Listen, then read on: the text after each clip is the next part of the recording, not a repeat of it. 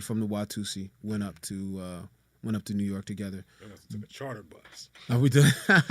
We had, I think it was like a 15-passenger van or something like that. And then one time it was a smaller group of us. It was like 4 of us: you, Scholar, me, and X. Oh, word. We had Okay. that little bitty spirit.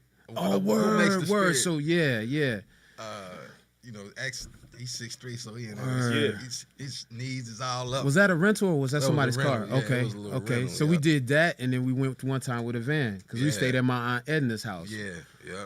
Yeah, in Queens. Me and Scholar went to New York, so that would make at least 3 times we went. Because one time we went to master the record. Mm-hmm. Yeah. And I remember when we went with Scholar, that was when we went to Payday Records, and I was supposed to be interviewing J. Rue the Damager. That's who it was. I was trying to damage it. Yeah. And J. Rue didn't show up. But bruh, I wanted to He talk about to about he this. about to- Yeah, it's yeah. coming, I think man. I'm Y'all about about to- to get your head busted, man. Come on. we drive all the way up to New York. Yeah. And Scholar's with me.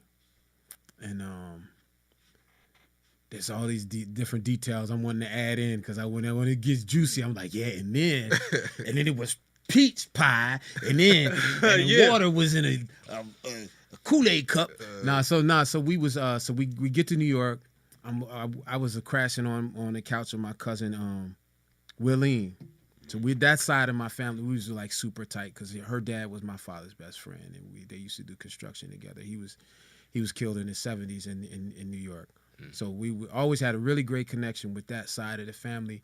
So I would just show up a lot of times and be like, Cousin Willeen, I'm here. She's like, Cuz, what's up? And so we crash out. The next day we go into the city, take the train to Midtown to Payday Records. This was when the record business was like, you could just put out a CD and sell, couple thousand easy. It wasn't difficult because the internet wasn't even popping yet. You know what I'm saying? And so I'm like, J. Rue was on this label called Payday Records. The group home was on Payday Records too. Both groups produced by DJ Premier. And J. Rue was pretty hot back then. Come Clean was still fresh. You know about Come Clean? I ain't here. My mom didn't allow that rap stuff, man. Boom, boom, boom, boom, boom, boom, boom. You have to play it. Boom, boom, boom. Yeah, You that wanna was jump what? and this this is going far back enough where it had a music video. Okay. You know what I'm saying? It was like was Yo MTV Rap still on back then? And whatever Rap City on BET. Yeah, okay. Yeah. So that joint was hot. Yeah, I'm not sure if it went gold or not, but it was crucial enough where it was common for well-known hip-hop albums to come out and not be gold or platinum records. Right. Still considered classic. Still considered classic and have a core audience of people that was checking for it. So anyway, I'm like, yo, I'm hyped to do this interview with J. Rue because he's like the lyrical beast. Yeah. You know what I'm saying? He was the Kendrick of that time, with that album. He was a beast like that with the flow. So the dude who was hosting me, who like welcomed me, and I think his name was Ephraim, if I'm remembering correctly, because I had quite a few contacts up there in the city. But that day, he was like, man, I'm so tired of these guys. I can't get them to come across the bridge from Brooklyn, and you're all the way here from Cincinnati. I feel terrible. But J. Rue is not showing up. I can't get him to answer the phone. This is like a, young, white, like probably Jewish or Italian, young guy that's working at this hip-hop label, indie label. I can't get these guys to answer the phone. I don't know what's going on. At least they could come across the bridge and do this interview. But thanks for coming, man. And so I got this other guy here. I think the Nutcracker is at least he's gonna come from the group home. You know the group home, right? I was like, yeah, I like them too. That's cool if you could. And also I got this other guy. Maybe he's definitely down to. I think he's stopping by in a little bit. Let's do the drum roll. This guy Jay-Z. Jay-Z is here, and do you know about him? He's on some mixtape. I was like, yeah, I like that, because Jay-Z had a song on these mixtapes on P Nice and Precise, and there was also the mixtape era where if you go to New York and get a mixtape, you could hear everything before anybody ever knew anything about it in Cincinnati.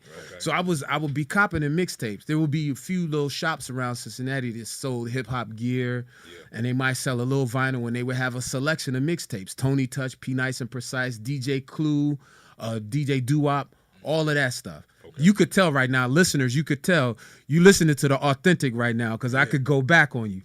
So I had this P Nice and Precise mixtape, and the last song on side A or side one of the sides, the last song was a Jay-Z song. Some people are like, side? What do you mean side? Yeah. Well, side is like on a cassette, where you take a cassette out of the tape deck, and you turn it over to the other side, and you put it back in, and you play the rest of the cassette. You mean y'all would flip your iPad over and do something on the back of it? Nah, bro. That's what people are saying right now, millennials. But yeah, go ahead, man. Yeah, Jack. So he had this joint with it had a dope piano sample in it, and it was just like, was just in that zone of hip hop that I like. It was like, you could hear the jazziness of the sample, and Jay-Z's flow was like that expert flow. Super intricate, and he would drop something in there. He said something about Take Six in there too, and Take Six was like a group that we grew up listening to, because they were like started off as a gospel group, and I was like, okay, yeah, this is like, that was my favorite part of the mixtape. So when dude said Jay-Z, I was like, yeah, I know that dude. So he was like, oh, okay. So he was like, cool, I get to salvage the moment.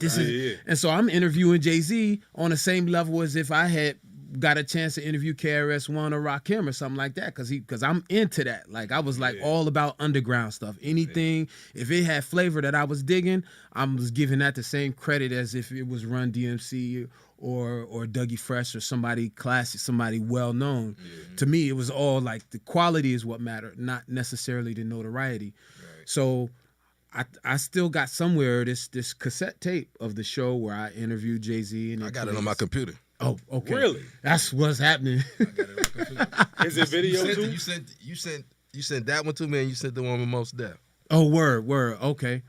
Yeah. So sitting on some hey. Yeah, hey, Jack. man. Yeah, man. It's in my iTunes on my Mac. Man. So you need to put that on a couple different hard drives. So that was for my radio show, but the radio show was called The Social Factor, because the group was called The Social Committee.